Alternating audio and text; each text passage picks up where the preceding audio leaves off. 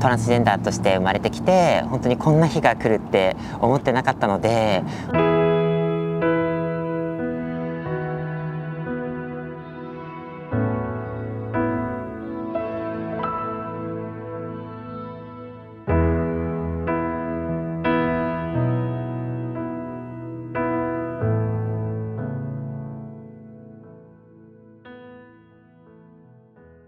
こんな風にできると思ってなかったので、もう無事に開催ができたっていうことだけでも嬉しいんですけれども、もうこんな全国たくさんから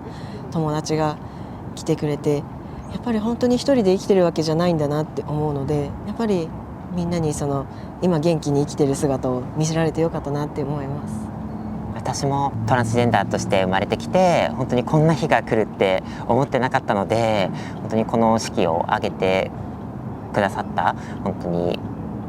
協力いただいた仲人さんだったりとか、あとはもう本当に来てくれた友達だったりとか、知り合いとか、そういう方にすごくもう感謝の一言だなって思います。自分のいわゆるその性別っていうところに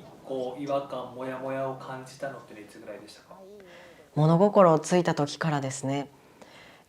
体は女性だし、みんな女の子として接してはくるんですけれども、なぜか自分のことはずっと男の子だと思っていて、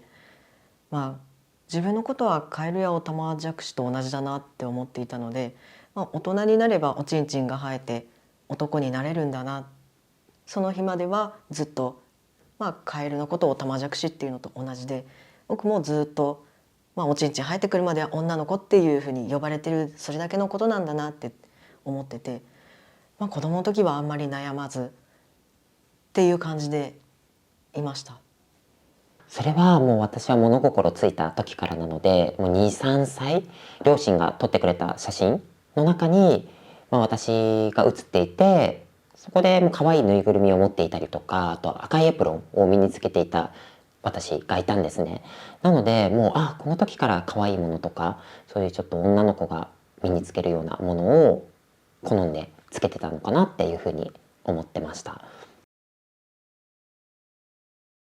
学生生活の時は子供のうちはしょうがないのかなっていう部分がありました。でもやっぱりもう生理が来てしまって、自分は女性として成長してしまうっていうふうに突きつけられた時に、もうこれは女にならなければいけないのかなっていうふうに思ったので、もうそこは我慢するしかないって思いました。なんかその時ってどんな感情というか、どんな感じだったか覚えてる？世界は終わったって感じでした。中学生の時の水泳の時はやっぱり裸とか絶対見られたくなかったので、基本的には水泳は病欠というかなんか具合悪いか水着を忘れましたって言って見学ずっとしてましたし、あとは高校の時ですね。高校の体育でやっぱり男女別になんか分かれる種目とかがあって、女子はダンスとかそういうなんかバレーボールとか結構中での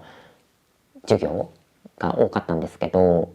なんか男子だと剣道とかラグビーとか本当になんか力とか体力を使うみたいな、そういう種目が多かったので、そこが本当にしんどかったです。私もともと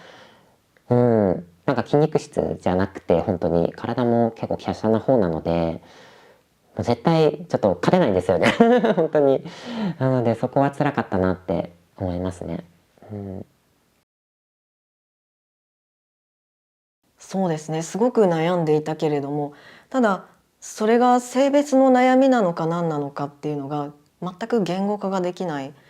LGBTQ って言葉もなければそういった概念もない時代だったので、何に悩んでいるのか分からなくって、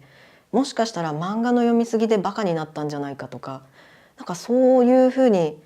思っていて、とにかく言語化できない大きな悩みっていう感じでした。結構そうですね。やっぱりその当時ネットとかまだあまり普及してなかったので、調べる術がなかったので、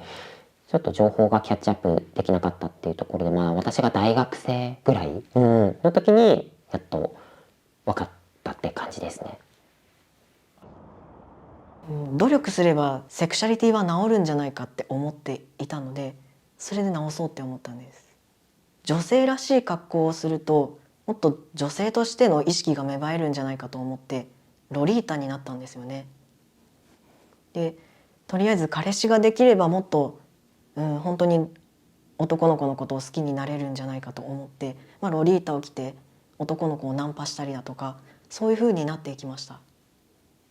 もう女性として生きようっていう風に決断はしたものの、やっぱり他の女の子たちとは全然違うというか、共感できないことがあまりにも多い。そうですね、例えば男の子を好きにはなれないっていうところもそうだったり、なんか女の子ってこういうのが憧れるって言われても別になっていう気持ちがあったり、もちろん可愛いものは可愛いし、かっこいい男の子はかっこいいんですけれども、だからといって自分がそうなりたいかとか、彼のことを好きかっていうとちょっと違っていて、でもそれでしらっとしてるとやっぱり良くないので、とりあえずイケメンの男の子を捕まえて「うわーかっこいい」って言ってみたりとかっていうのはやったんですけれども、なんか本当になんてしょうもないことやってるんだろうっていう気持ちがすごく強くなるばかりでした。大学の3年生の時ですね、ニュージーランドに留学していたんですよ。でそこで仲良くなった男の子をちょっと狙ってしまって声をかけたんですけれども、彼が言ったのは「あなたのこと女性だと思えない」って言ってきたんですね。で彼の友達には、いわゆるトランス女性のような人がいたようだったんですけれども、あなたもそうではないですかっていうふうに言ってきたんですよ。でその時になんかもう言い逃れができないというか、もう自分は女性になることはできないのだからこんなことやめようってその時に思ったんです。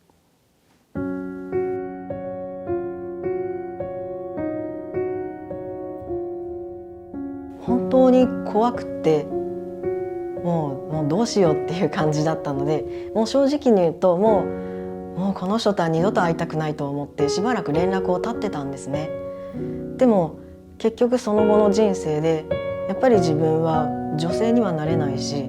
女性として生きていこうとあがけばあがくほど辛くなってくる、すごく虚しい気分になってくる。だからもうこんなことやめようと思って正直に生き始めて、そうなったらどんどん生きやすくなっていったんですね。だからもう10年越しくらいに彼にメッセージで「ごめんなさい、あなたの言う通りです」って「今は名前も変えて男の子として生きています」っていうふうにメッセージを送りました。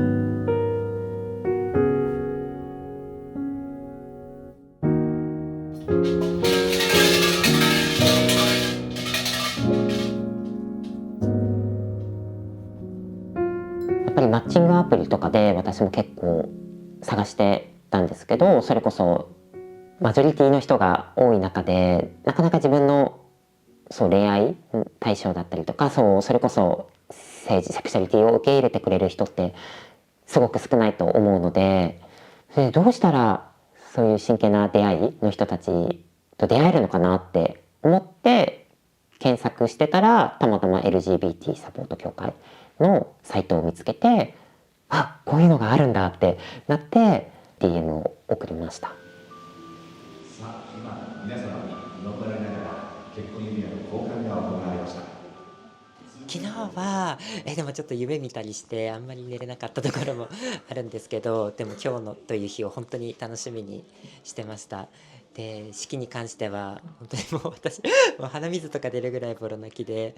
いろんなもう思いというか、この日を迎えられたことだったりとか、もう準備してもらった仲人さんとか、あとはもう会場に来てくださった方々のね、思いとか顔とか見ちゃったらもう本当に涙が溢れて、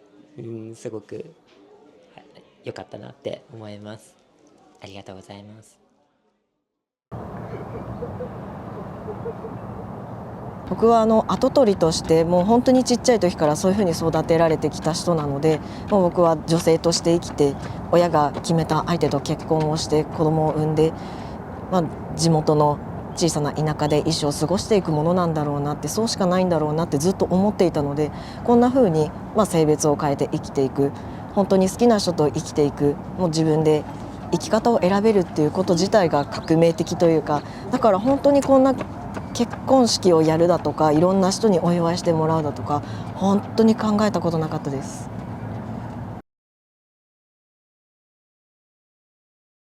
そうですね、あまりにも昔の自分と今の自分がかけ離れているので、あんまり同一人物っていう感じがしないっていうのが正直のところなんですけれども、でもあなたはあなたの道がある、何者にでもなれるし、やりたいことは何でもできるよって言いたいです。私も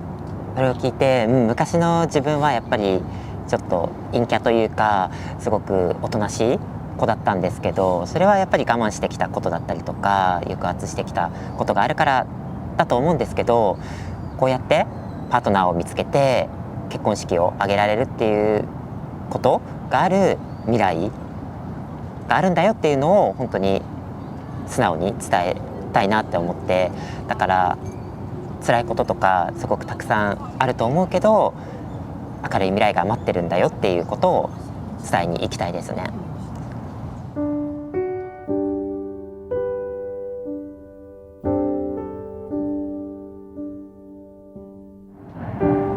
本当に穏やかな生活をしていきたいなっていうのが私は強く思ってます。仲良く、やっていきたいなって思います。